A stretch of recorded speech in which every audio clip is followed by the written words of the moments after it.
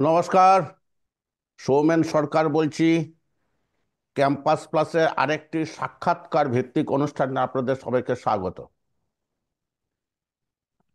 আপনারা সবাই মোটামুটি তো খবর রেখেছেন যে আজ ইদানিং ইউএসএ থেকে বিভিন্ন দেশে যারা বেআইনিভাবে অনুপ্রবেশ করেছেন বলে অভিযোগ, তাদেরকে সে দেশ থেকে কিন্তু তাদের নিজস্ব দেশে পাঠিয়ে দেওয়া হচ্ছে। এবং এই যে পাঠিয়ে দেওয়া হচ্ছে, এর মধ্যে কিন্তু একটা মিলিটারি প্লেনের ব্যাপারও যুক্ত আছে। সব দেশে যে মিলিটারি প্লেন যেতে পেরেছে বা যাচ্ছে তা নয়। তো যাই হোক, তা ভারতেও এরকম একটা ব্যাপার ঘটেছে। একটা মিলিটারি প্লেনে 104 জন ভারতীয়কে অমৃতসর বিমানবন্দরে নামিয়ে দেওয়া হয়েছে এবং এদেরকে বলা হচ্ছে ডিপোর্টেশন। এই ডিপোর্টেশনের ব্যাপারটা যে এই একটা প্লেনের মধ্যে সীমাবদ্ধ থাকছে তা নয়, আরও হবে মনে হচ্ছে, যা খবরের কাগজে যা খবর। তাই এই ডিপোর্টেশন হঠাৎ শুরু হলো কেন, বা হঠাৎই কি শুরু হলো, এই সমস্ত ব্যাখ্যা করার জন্যে আজকে আমাদের মধ্যে আছেন মিস্টার পল উপাধ্যায়, যিনি ভার্জিনিয়া ফেয়ারফ্যাক্সের অধিবাসী এবং আদতে একজন মার্কিন নাগরিক, যদিও উনি অরিজিনালি ভারতীয় এবং বাঙালি। আসানসোল অঞ্চলে ওনার পিতৃপুরুষের বাস, উনিও সেখানেই পড়াশোনা করেছেন। পরবর্তীকালে কানাডা হয়ে আমেরিকাতে চলে যান। বিভিন্ন ধরনের পড়াশোনার পর আজকাল যে পেশাদারি জগতে ঢুকে এখন উনি একজন ফিনান্স জগতে একজন প্রতিষ্ঠিত ব্যক্তি। যাই হোক, এটা হচ্ছে ওনার ব্যক্তিগত পরিচয়। তো উপক্রমণিকাটা আর বেশি দেরি না করে সোজাসুজি আলোচনার মধ্যে প্রবেশ করি। মিস্টার উপাধ্যায়, আপনাকে স্বাগত। Thank you, thank you. Good আচ্ছা, ইভিনিং। Good evening. আপনাদের দেশে তো এখন সকাল। আমার আমাদের সকাল। আ- আমার এখানে হচ্ছে 7টা বেজে 35 মিনিট। যাই হোক, এই যে হঠাৎই যে খবরের কাগজে যারা অতটা খবর রাখেন না, তারা দেখলেন যে এক প্লেন ভর্তি ভারতীয়কে পাঠানো হয়েছে আমেরিকা থেকে ভারতে। এই ব্যাপারটা যে ঘটলো, এটা কারণটা কি? এটা কি ট্রাম্পের যে নির্বাচনী যে প্রতিশ্রুতি, সেটার কি ফসল, না দীর্ঘদিন ধরে ট্রাম্পের আগে বিডেনের আমলেও এর পরিকল্পনা চলছিল? সো দুটোই ঠিক।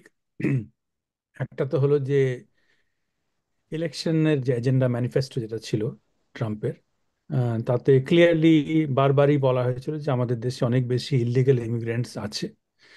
যেটা পুরো এস্টিমেটটা হলো 13 মিলিয়ন, 13 to 14 মিলিয়ন এস্টিমেট করে।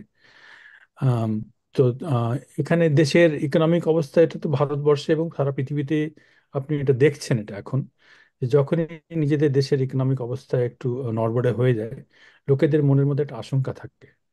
এবং আশঙ্কার মেইন কারণ হলো অনেকেই মানে একটা একটা একটা দোষারোপ করার লোক খুঁজে খুঁজে খুঁজতে থাকে যে যে এটা হচ্ছে কেন, এই এই আনসার্টেনিটিটা হচ্ছে কেন। তো ন্যাচারালি অনেক জায়গার মতো ইউএসএ তেও বহু লোক বিশ্বাস করে যে এইটা হচ্ছে বিকজ বাইরে থেকে অনেক বেশি লোক চলে আসছে, এবং ডকুমেন্টেড এবং আনডকুমেন্টেড। সো আমরা ডকুমেন্টেড নিয়ে অন্য একদিন কথা বলবো, কিন্তু আজকে আমরা আনডকুমেন্টেড নিয়ে কথা বলছি। তো আম, এইটা যেটা আপনি বললেন যে ইলেকশনের প্রতিশ্রুতিটাকে আম, মানে মানা এবং ভোটারদেরকে যেটা আমি বলেছিলাম সেটা আমি করে দেখাচ্ছি, সেটা করে দেখানো, সেইটা more more more of that, actually it's a symbolic thing right now. তো এই যে একটা প্লেনে 104 জন ভারতীয়কে পাঠানোটা is more like a message than actual facts. কারণ আজ এমনিতেই তো আপনি জানেন যে যখন 20 তারিখে ইনগ্রেশন হলো আমাদের প্রেসিডেন্টের, আমাদের ভারতের ফরেন মিনিস্টার জয়শঙ্কর জি এসেছিলেন এখানে, এবং তখনই 18,000 লোককে ইন্ডিয়া ফিরিয়ে নিয়ে যাওয়ার এগ্রিমেন্ট অলরেডি হয়েছিল। হ্যাঁ, কিন্তু এই যে তাড়াহুড়ো করে মিলিটারি প্লেন দিয়ে 104 জনকে পাঠানো, this is more symbolic, this is more towards pleasing his base. কারণ এই জিনিসটা নতুন নয়। এটা মিস্টার জয়শঙ্কর, ডক্টর জয়শঙ্কর পার্লামেন্টেও ওই কথাটা বলেছেন যে 2009 থেকে ডিপোর্টেশন ফ্লাইট ইন্ডিয়া যাচ্ছে। এমনকি আগের বছর বাইডেনের আমলেও প্রায় 1100 ভারতীয়কে ফিরিয়ে দেওয়া হয়। But it never made news, কারণ এটা এটা একটা নর্মাল প্রসেস। শুধু এই ট্রাম্পের সময় যেহেতু এত হুঙ্কার দিয়েছে, এম, বলেছিল যে এটা আমি করবো এবং করে দেখাচ্ছে ওই দিন 2 উইকস বিভিন্ন দেশে পাঠাচ্ছে। So this is more like a message, more like an alarm, more like an alert to the rest of the world. এবং also this is a bigger message to যারা মনে করে এখনো তো ওই বর্ডারে লোক ক্রস করার চেষ্টা করছে। তো তাদেরকে একটা মেসেজ দেওয়া যে দেখো, তোমরা এলে কিন্তু তোমাদের ভাগ্যেও এই জুটবে। তো ডিটারেন্স যেটাকে বলে। তো আমার আমার ধারণা যে সেইটা সেইটাই আসল মতলব এটার পিছনে। আচ্ছা। সরি, উত্তরটা একটু লম্বা হয়ে গেল, না না বাট না, দ্যাটস এটা হোয়াট। এটা জানা দরকার, কারণ অনেকে এই ব্যাপারে জানতে চাইছে। আমার প্রশ্ন থেকেও আপনার উত্তরটা মোর ইম্পর্ট্যান্ট। তো যাই হোক, তো এটার মধ্যে কি আমেরিকা দেশটার যে আভ্যন্তরীণ যে রাজনীতি, সেটাই কি কারণ?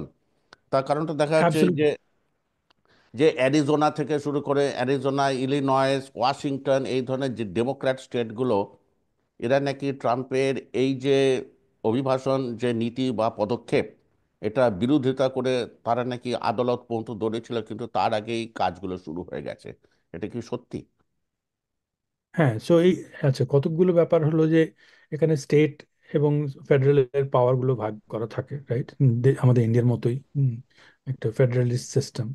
তো তাতে কিছু কিছু কিছু কিছু প্রতিরোধ স্টেট গুলো করতে পারে, কিন্তু যেখানে ন্যাশনাল ন্যাশনাল ডিফেন্স ইম্পর্টেন্সটা বেশি, সেখানে কিন্তু ফেডারেল গভর্নমেন্ট এর অনেক অনেক বেশি ক্ষমতা অনেকগুলো জিনিস ক্যারি আউট করার।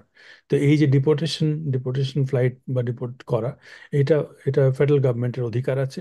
এইটাতে অন্য স্টেটগুলো আম, হস্তক্ষেপ করতে পারবে না। অনেক রকমের প্রোটেস্ট হয়। তবে একটা জিনিস যেটা আছে কয়েকটা ডেমোক্রেটিক স্টেটে, সেটাকে বলে স্যাংচুয়ারি সিটিজ। স্যাংচুয়ারি মানে তো আপনি জানেন, যেখানে মানে আশ্রয় দেওয়া হয়। তো সেখানে ওরা করে কি, এই যারা ইলিগাল ইমিগ্রেন্ট আছে তাদেরকে নিজেদের হাতে তুলে ধরিয়ে দেয় না ফেডারেল গভর্নমেন্টকে। তো মনে করুন একটা ফেডারেল গভর্নমেন্ট রেড করছে একটা জায়গাতে, সেখানে লোকাল অথরিটি, লোকাল পুলিশ যারা, তারা নিজেদের হাতে ফেডারেল গভর্নমেন্টের একটা কথা একটু, এজেন্টদেরকে একটা হেল্প করে জিজ্ঞাসা করিনি, এই যে নিজেদের। ফেডারেল গভর্নমেন্ট বলছেন, মানে এটা প্যারালাল টু ভারতের central government? Exactly, federal government মানে সেন্ট্রাল গভর্নমেন্ট, ইয়েস। ইয়া। সো ধরুন সেন্ট্রাল গভর্নমেন্টই বলি, সেন্ট্রাল গভর্নমেন্ট যদি কোথাও মনে করে রেড করে, মনে করে ইলিনয় শিকাগোতে রেড করলো, সেখানে ওখানে যে local police, they are not obligated to help, because they have their own state laws of not helping in this cases. বা নিজে থেকে রেড করে ধরিয়ে দেওয়া, এটা এটা পলিসিটা নয়। মানে একটু lenient, they are lenient towards this people. কারণ বেশিরভাগ লোক এটাও জানে যে এই লোকগুলো আবার অনেক দেশের অনেক কাজ করে, এই প্রচুর কাজ যেগুলো রেগুলার আমেরিকানরা করতে চায় না, সেই কাজগুলো কিন্তু এই ইলিগেল ইমিগ্রেন্টসরা সে করে। পার্টিকুলারলি যারা সাউথ অফ দ্য বর্ডার থেকে আসে, যারা মেক্সিকো, এল সালভাডোর, এইসব গুয়াটামালা, এই দেশে যে লোক যারা আসে, তারা এই আমেরিকার কিন্তু যে কৃষি ইন্ডাস্ট্রি এবং যে পোলট্রি ইন্ডাস্ট্রি, তা সেটা তারা তারা হলো ব্যাকবোন। হুম। তারা এখানে এই যে আমরা ভালো সারা বছর একটা ডিপার্টমেন্টাল স্টোরে গিয়ে সুন্দর সুন্দর ফল দেখি, সুন্দর চিকেন টিকেন, পরিষ্কার পরিচ্ছন্ন সবকিছু, তার পিছনে তাদের পিছনে কিন্তু তাদের একটা বড় অবদান আছে। তো ওই জন্য কান্ট্রি ইজ ডিভাইডেড অ্যাকচুয়ালি। যে এদের অবদান কি আর অবদান কি নয়। কিন্তু অ্যাট দ্য সেম টাইম লোকেরা এটাও চায় না যে আমাদের বর্ডারটা এমনই বর্ডার হয়ে যাক যে যে কোনো কেউ এসে ঢুকে যেতে পারে। তো সেইখানে মোটামুটি একটা ইউনিফাইড মেসেজ আছে যে যে এই বর্ডারটাকে আমাদের ঠিক করতে হবে। It cannot be like an open ended border like that. আচ্ছা, একটা কথা তো জানতেই হবে যে ধরুন এই যে ডিটেকশন কি করে করা হচ্ছে এবং post detection, between detection and deportation তাদেরকে কিভাবে কি করা হচ্ছে? যে এইগুলো কিন্তু কোথাও ভালো করে কেউ মানে এগুলো মোটামুটি ক্লাসিফাইড ইনফরমেশন, ঠিক করে কোথাও কোথাও লেখা নেই বা বলে না এরা। হুম। এবং এই যে মনে করুন 18,000 বা ইউনো 7,25,000 মধ্যে 104 জন এলো কোথা থেকে, এটাও আমি বলতে পারবো না, এবং আপনি খুঁজলেও ভালো করে পাবেন না না, কোথাও। ইটস আমাদের নট পাবলিক দেশের ইনফরমেশন। হুম। ভারতের যে সংবাদপত্র তাতে এটাই বলা হচ্ছে হুম। যে মোটামুটি 20,407 জন আনডকুমেন্টেড, এদের মধ্যে ফাইনাল অর্ডার অফ রিমুভাল নাকি অলরেডি 18,000-এর মতো হয়ে গেছে, এবং 17,940 জনের, এবং আরও নাকি 2,000 সামথিং 2,500-এর মতো এদের নাকি ধাপে ধাপে ধাপে ধাপে এদেরকে ভারতে ফিরিয়ে দেওয়া হবে। হ্যাঁ। এবং এই কাজটা এই করছে US immigration and customs enforcement, ICE. Ice, yes yes. হ্যাঁ, তা আইস আমার আইস আমার বলে আমার এখানে। কথাটা হচ্ছে গুয়াতেমালা বা সালভাডোরিয়ান বা ল্যাটিন আমেরিকান যে সমস্ত ইমিগ্রেন্ট আছে তাদের কথা একটু পরে আসছি। আগে ভারতীয়দের কথা বলছে, তারা তো মোটামুটি কি এগ্রিকালচার থেকে তো একটু কিছু বেটার কাজ করে, অ্যাটলিস্ট হোয়াইট কলার জব করে, বেসিক্যালি ইন্ডিয়ানস। তা তাদেরকে কি করে আইডেন্টিফাই করা হচ্ছে বা ট্র্যাকিং করা হচ্ছে, এবং ওয়ান্স ট্র্যাকড এবং successfully detected as illegal immigrant তাদেরকে কি করা হচ্ছে এ ব্যাপারে কি, মানে ওখানে কি খবর, এটা অনেকেই জানতে চায়। আচ্ছা, প্রথমে তো আপনাকে একটা আমি কারেকশন করব, যে একটা বিরাট ডিফারেন্স আছে between Indian legal immigrants and Indian illegal immigrants. আপনি যেটা বললেন যে হোয়াইট কলারের কাজ করে ভারতীয়রা, ভারতীয়রা তারাই হোয়াইট কলারের কাজ করে যারা ফ্রন্ট ডোর দিয়ে এসছে, মেন দরজা দিয়ে যারা ঢুকেছে, কারণ তাদের কাছে লিগালি শিক্ষাগত ইমিগ্রেটেড, যোগ্যতা আছে। লিগালি ইমিগ্রেটেড। ইয়েস।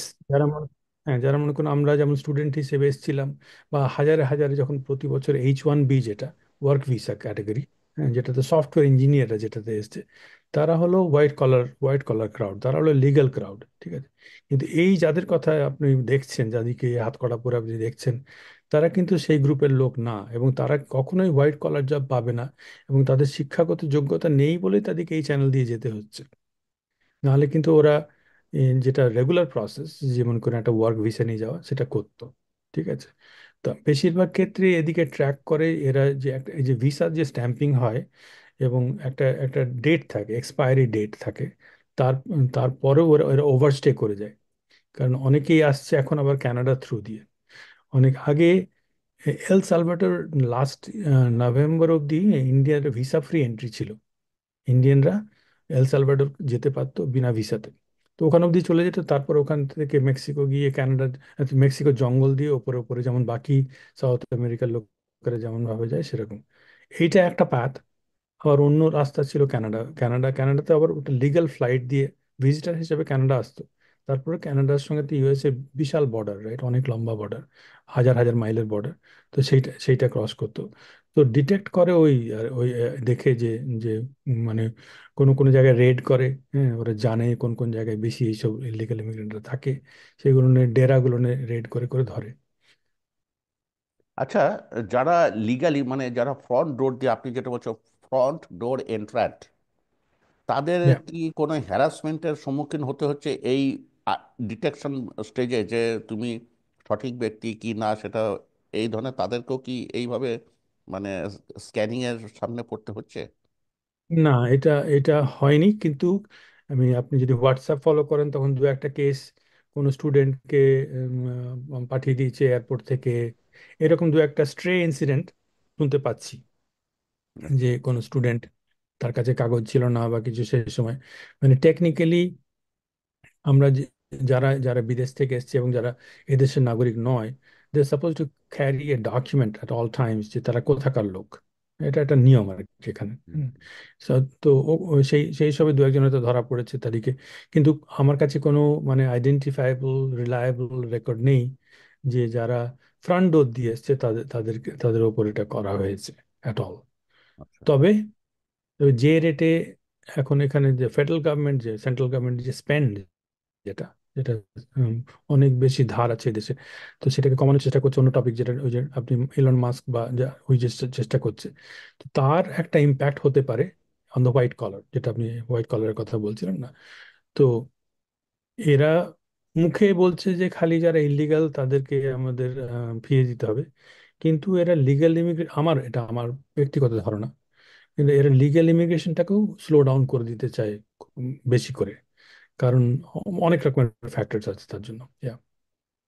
আচ্ছা, তাহলে মানে এখন এখানে যারা অনেকেই আছেন তারা হয়তো তাদের ছেলেমেয়েরা হয়তো বা যেই আত্মীয় স্বজন বা বন্ধু বান্ধবরা তারা হয়তো বিদেশে আছে, মানে বিদেশে বলতে আপাতত ইউএস এর কথাই তো বলছি, আর তো অন্য কোনো দেশ নিয়ে তো এখন খবর নেই। তো তাদের কাছে যে তাহলে তারাও কি এই মানে যে কোনো কারণে হোক একটা সিস্টেমে যখন এরকম ভাবে যখন বুলডোজার চলতে শুরু করে তখন যে সবসময় ইনোসেন্ট মানে রা যে কিছু ক্ষতিগ্রস্ত হয় না তা তো নয়। সেই জন্য বলছি যে এই ধরনের কোনো ব্যাপার ওখানে হচ্ছে কি হচ্ছে না, মানে আর দি না, ইন্ডিয়ান না, স্কেয়ার্ড। না, না, না, রেগুলার ইন্ডিয়ানদের স্কেয়ার্ড হওয়ার কোনো কারণ নেই। এই এই ধরনের জিনিসটা হবে না। আমার ব্যক্তিগত ধারণা তাই। হ্যাঁ, আচ্ছা, মানে এখানে এটা আচ্ছা, ইন্ডিয়ান বলে তো ইন্ডিয়ান দিকে ফিরিয়ে দিচ্ছে না, ইলিগাল বলে ফিরিয়ে দিচ্ছে, সে যে দেশেরই হোক। Yeah.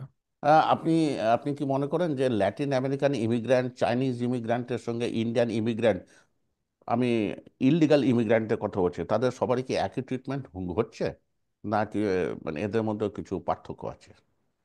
না, না, ট্রিটমেন্ট একই হচ্ছে। কোনো দেখুন, নালে নালে যদি সেটা যদি না হতো তাহলে তো ইন্ডিয়ান ইমিগ্রেন্ট দিকে আরো অনেক ভালো করে ট্রিট করতো, রাইট?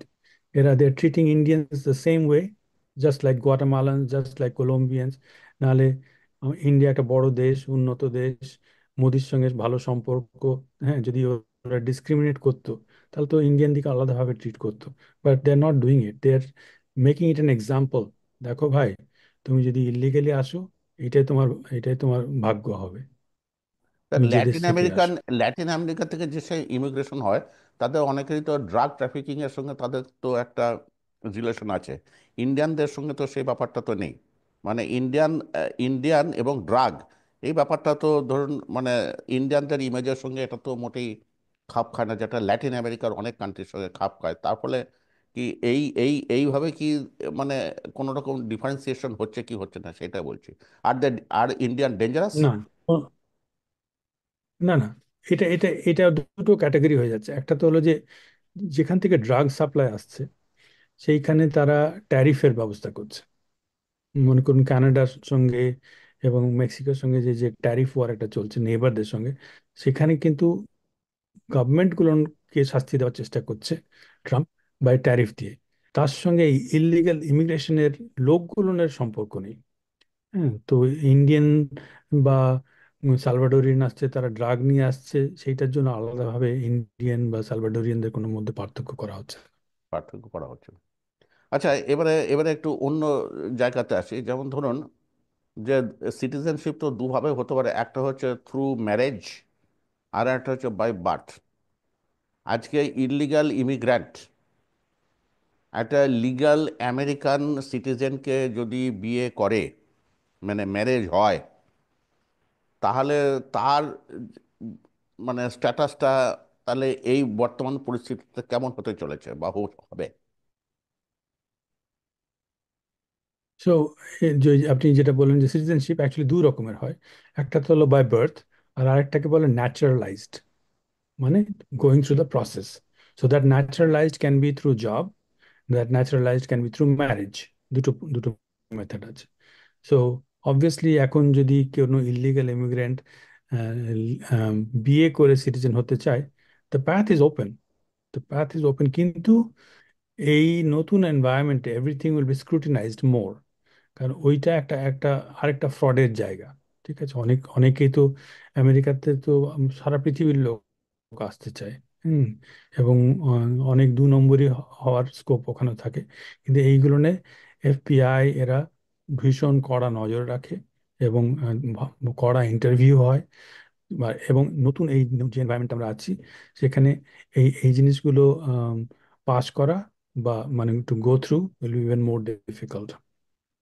আচ্ছা। আহ, স্ক্রুটিনিটা আরো বেড়ে আর আর আর যে বলছে যে birth of children out of marriage of illegal immigrants,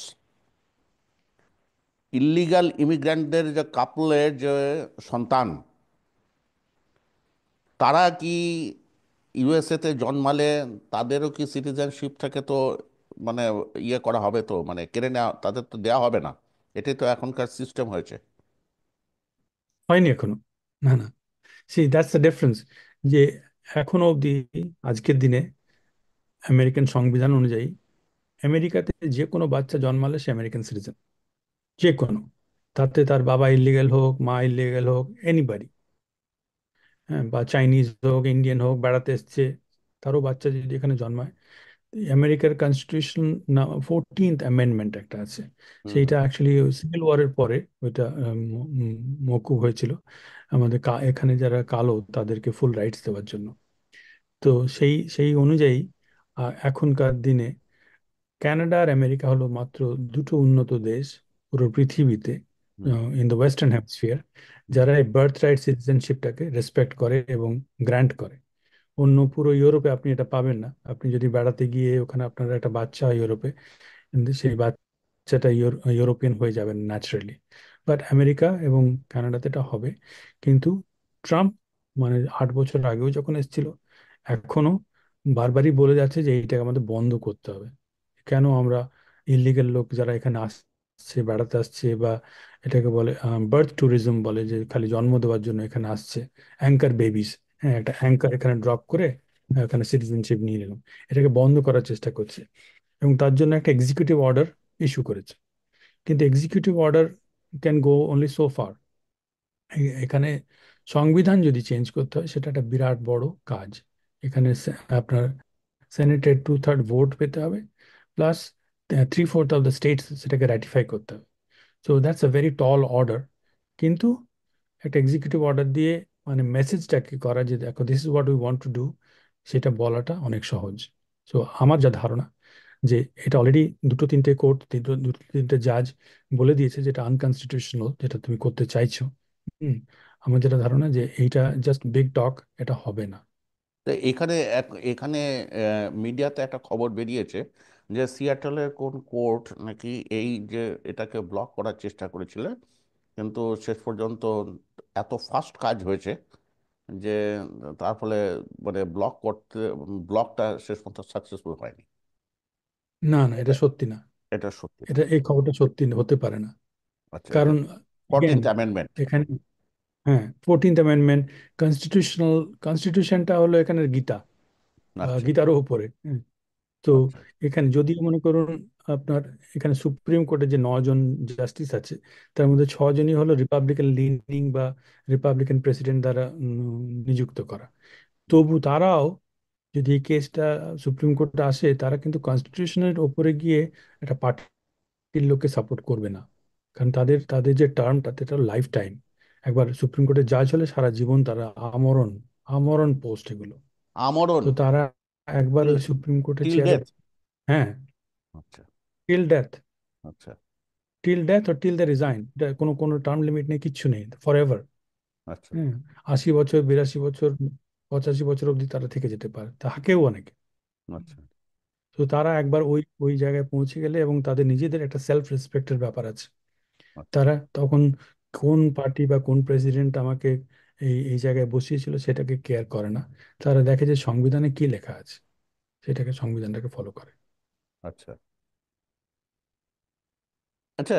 এই যে ধরুন যারা ঢুকছে, মানে ইললিগালি যারা ঢুকছে, পেপারলেস হোক, আনডকুমেন্টেড হোক, হোয়াট এভার, তাই এরা তো মানে এরা যে কারণে ঢুকতে পারলো, তার জন্য কি সেখানে ইউএসএতে কি কোনো রেসপন্সিবিলিটি ফিক্সেশন হচ্ছে অথরিটির ওপরে, না শুধু এরা ডিটেকশন করেই ছেড়ে দিচ্ছে, ব্যাপারটা চ্যাপ্টারটা ক্লোজ করছে? আইন যদি ভেঙে থাকে তাহলে ইউএসএ তার বিচার না করে বিভিন্ন দেশে পাঠিয়ে দিচ্ছে, এটাই বা কি ব্যাপারে কি হচ্ছে? আজকে না যদি না, কেউ ওই যদি ওইটাই তো বলছি।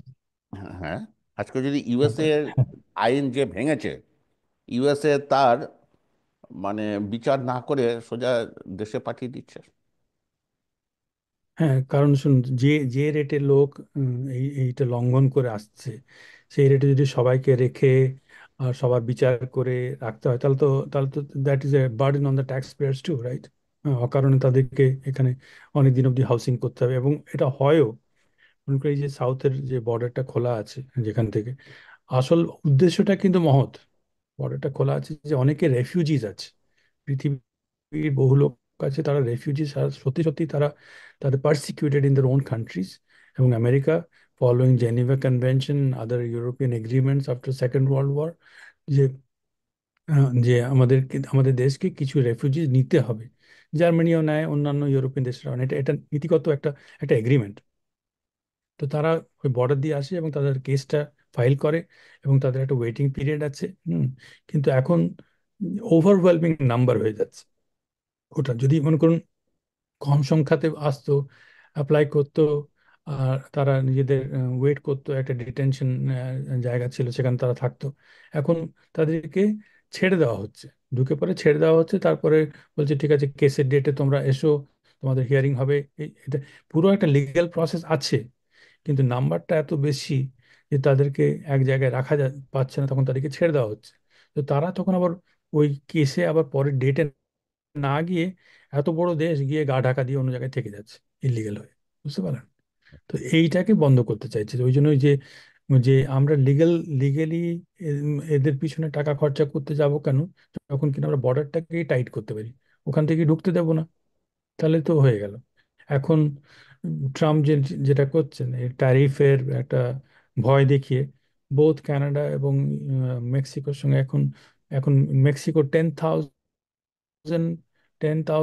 পুলিশ অফিসার দিচ্ছে বর্ডারে, নিজেদের বর্ডারে, যাতে লোক ক্রস না করতে পারে। ভাবুন, হুম, হুম। যাতে ওই বর্ডারটাই যদি ক্রস না করতে পারে, তো এই ঝামেলাগুলোই চলে যায়। সো এই ট্যারিফটা হলো একটা একটা বড় বড় লাঠি। মানে ট্যারিফটা দেখালে তখন ওরা অন্যরা ভয় পায়।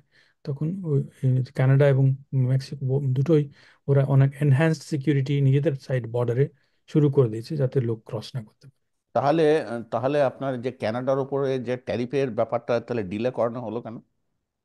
ওই এইটাই এই নতুন এগ্রিমেন্টটা যেটা হলো, হুম, সেইটাতে কানাডা এগ্রি করলো। এই যে এক মাস, এই যে অ্যাকচুয়ালি এক সপ্তাহ আগে যেটা ডিসকাশনটা হলো কানাডার সঙ্গে, ট্যারিফ যেটা বলে দিয়েছিল মঙ্গলবার হয়ে যাবে, লাস্ট মিনিটে যেটা ডিসকাশন হলো, তখন বোথ কান্ট্রিজ এগ্রিড, কানাডার দিকেও মেক্সিকোর দিকেও, যে আমরা আমরা নিজেদের পয়সা খরচা করব for enhanced security at the border. যে এইগুলো ড্রাগ সাপ্লাই, যেটা ফ্যান্টানল এবং ইলিগেল ইমিগ্রেন্ট, এই দুটো কমানোর জন্য আমরা নিজেদের তরফ থেকেও অনেকটা চেষ্টা করব। এই প্রতিশ্রুতি ওরা দিয়েছে। আচ্ছা। আর আরেকটা আরেকটা কথা জিজ্ঞেস করি, যে ট্রাম্প যখন তার ফার্স্ট টার্মে এসেছিলেন, তখন মুসলিম কান্ট্রি থেকে যে সমস্ত ইমিগ্রেন্ট ছিল তাদের ওপরে তার খড়গহস্ত নেমে এসেছিল। এবারে কি মুসলিম কান্ট্রিগুলোর ওপরে কি হচ্ছে, কি কিছু হচ্ছে? না, আলাদা করে মুসলিম ব্যান বলেছিল আগে, হ্যাঁ, হুম, মুসলিম কান্ট্রি থেকে ভিসা দেবে না, এ করবে।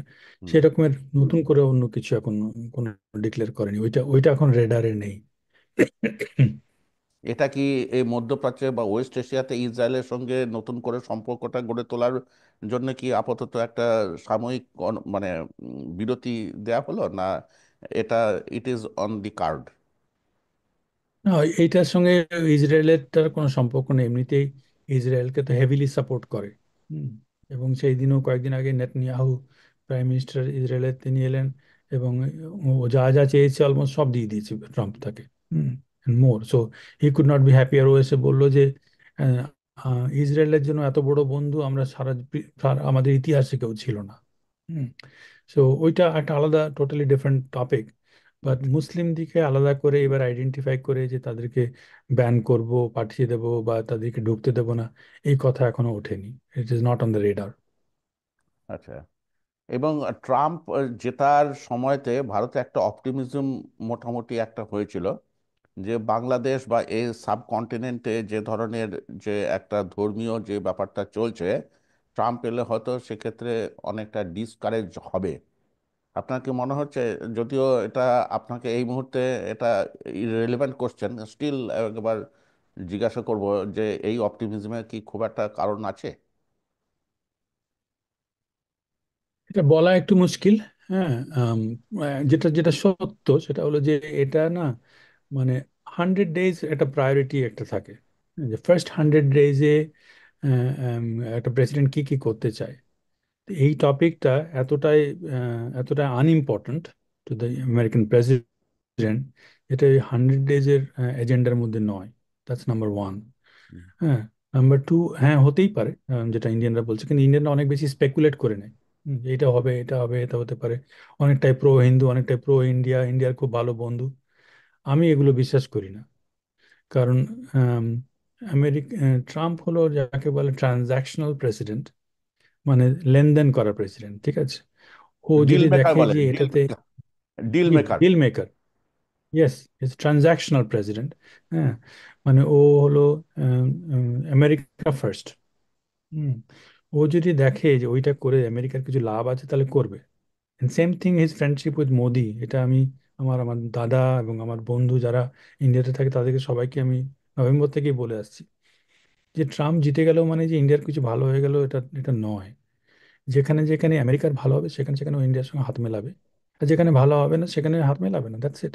Simple as that. ওর কোনো পার্মানেন্ট না বন্ধু না শত্রু কেউ নেই। Hmm. It's all about that. কারণ আপনাকে একটা এক্সাম্পল দিচ্ছি। মনে করেন এই যে ব্রিক্স কান্ট্রিজ, আপনি তো জানেন ব্রিক্স ব্যাপারে, right? Hmm. Brazil, Russia, India, China and South Africa নাও।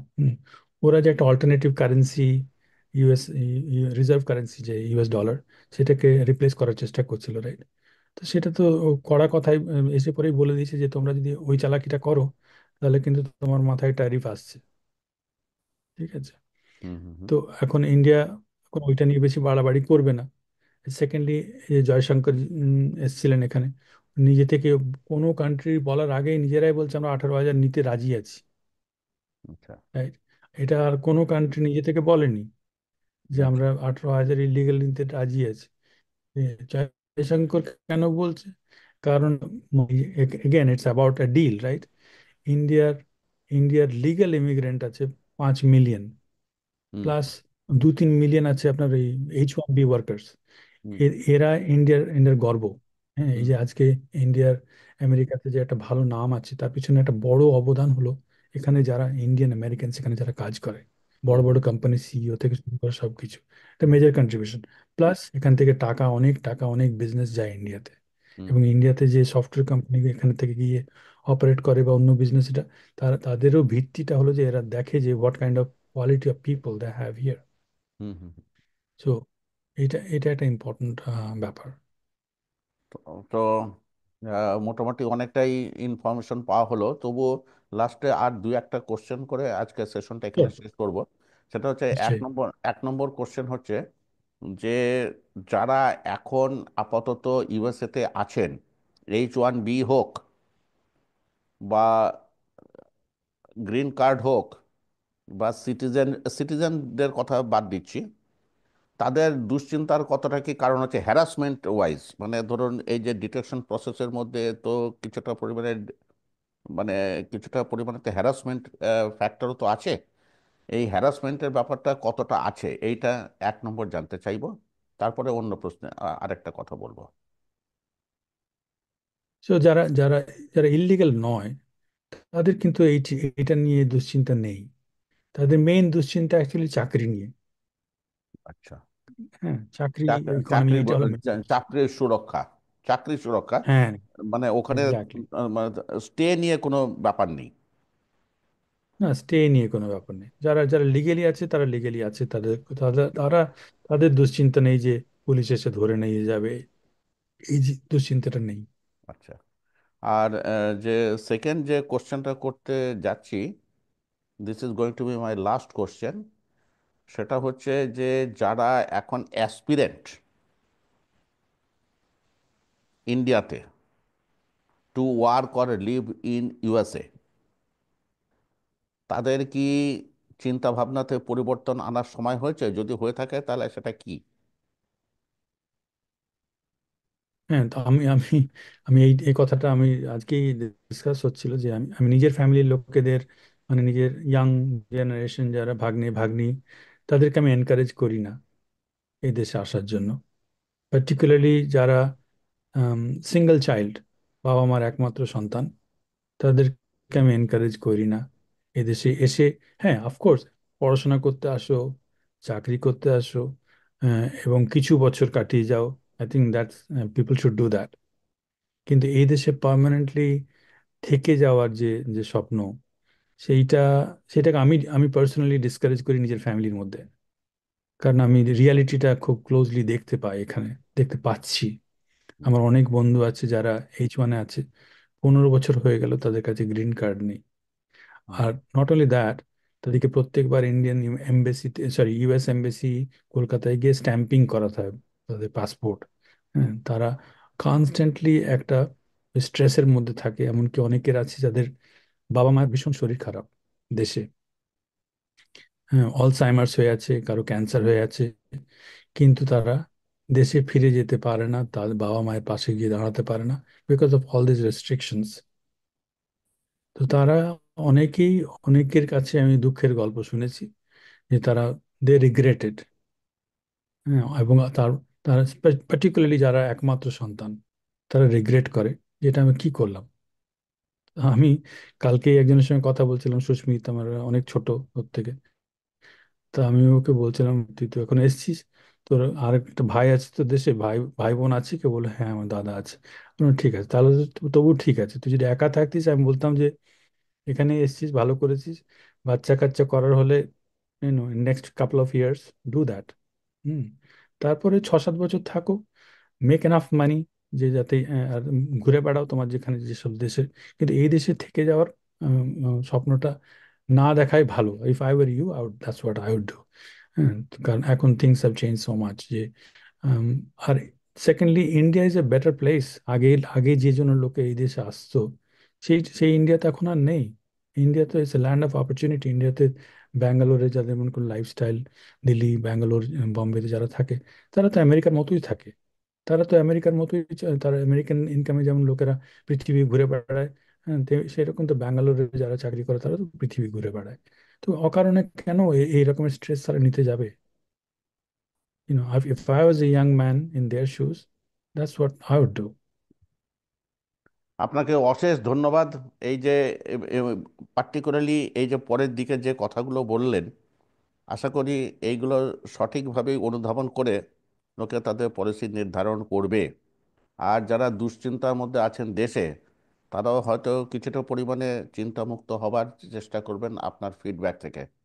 আবার অন্য কোনো ইস্যুতে আবার মিলিত হব। এখন এই যে অনুষ্ঠানটা, এটা শেষ করছি। আপনাকে অশেষ ধন্যবাদ। নমস্কার। Thank you. Thank you. Thank you.